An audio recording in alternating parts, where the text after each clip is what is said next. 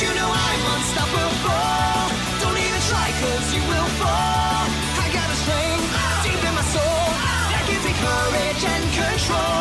I'll go beyond the limit break. The universe is mine to take. I have no fear, I think it's clear. Let's kick it up into high gear.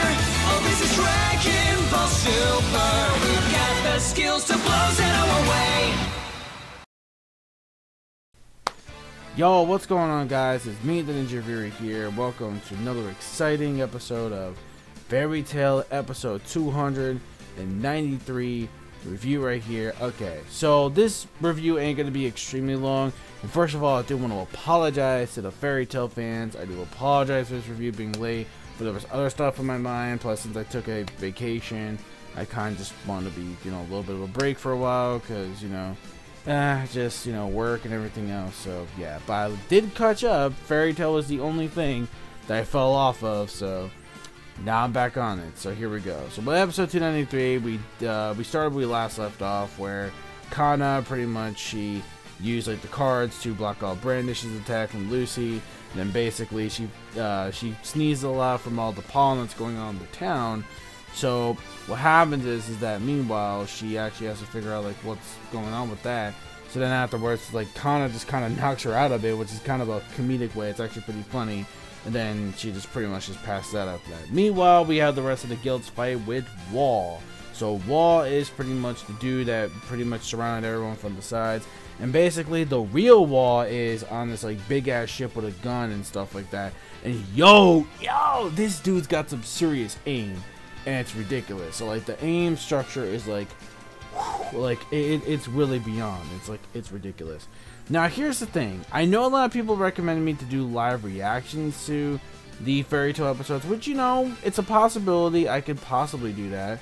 Like maybe, like it's a possibility that I could possibly do that. Probably, like maybe. Like if the reviews are a little bit weird to you guys, I can always do that too. But it just kind of depends, because like the thing is that, well, I mean, Fairy Tail at the end of the day is just Fairy Tail. I mean, you know what? Maybe I will try it and see how it goes.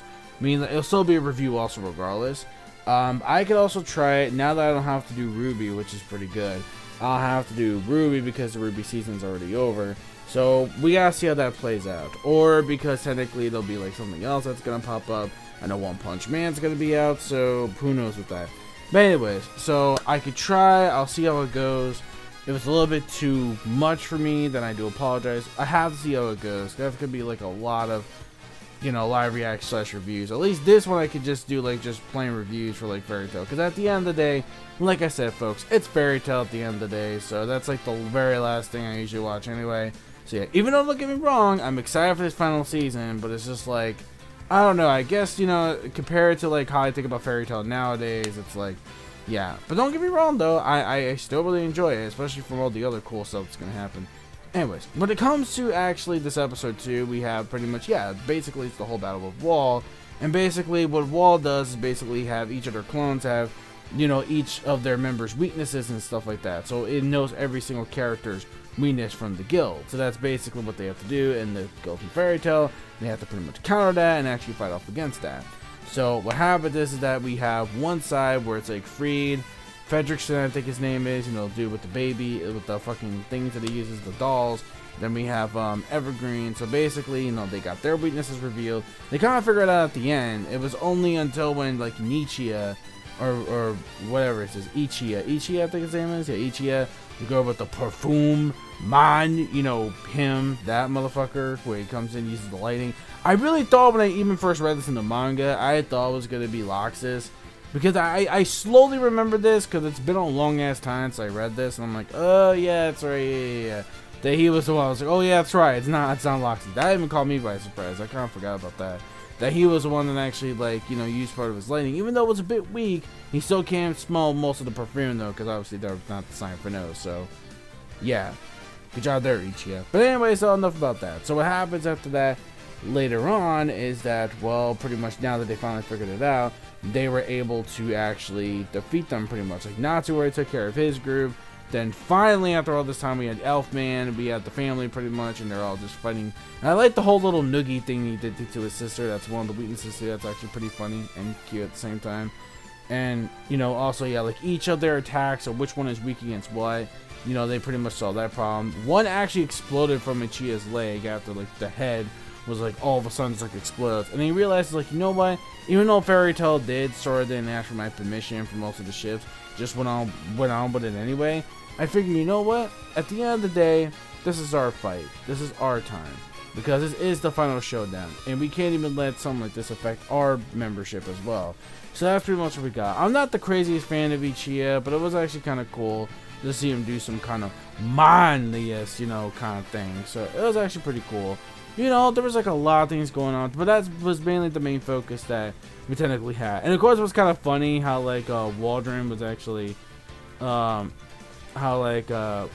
he was like pretty much losing control of like his like little magic of his sensors, and then like all of a sudden we have like a security breach coming in. And that was actually pretty funny. Like the sound effects sound like a freaking car alarm, which was like sort of weird, but that was just my thing. Like I noticed that too. But the animation though, overall, like I said, once again taking a huge step forward compared to most Fairy Tail episodes I did in the past with like reviews. And holy damn, like they actually really did save all their budget for like mainly like these fights, because they're looking clean, they're looking really good. So that's pretty cool right there. But yeah, overall a pretty solid episode. Yeah, gonna give this one like a 4 out of 5. Not the craziest fan for Wall, but it is what it is at the end of the day. But let me know your thoughts in the comment section below of this episode of Fairy Tail, episode 293. I'll see you next time for 294. Judging from the preview for the next episode, it looks like things are going to get really, really, really exciting. Oh my god. The big awaited fight between Natsu and Zeref is finally drawing near, and it is going to be pretty dope. I will tell you that right now. And some pretty huge surprises, which I kind of slightly remember, because again, it's been a while, but we'll see. Until then, that's it. Don't forget to rate, comment, subscribe. Click on that bell. Join the squad, boys. Follow my social media plugins on my gamer tags and the Post Ultra Discord down below as well. Until then, peace, soul, love, chicken grease, and the sky is the limit. And my fans, keep supporting us. We do what you watch. And that's it. See you guys for 294. Bye.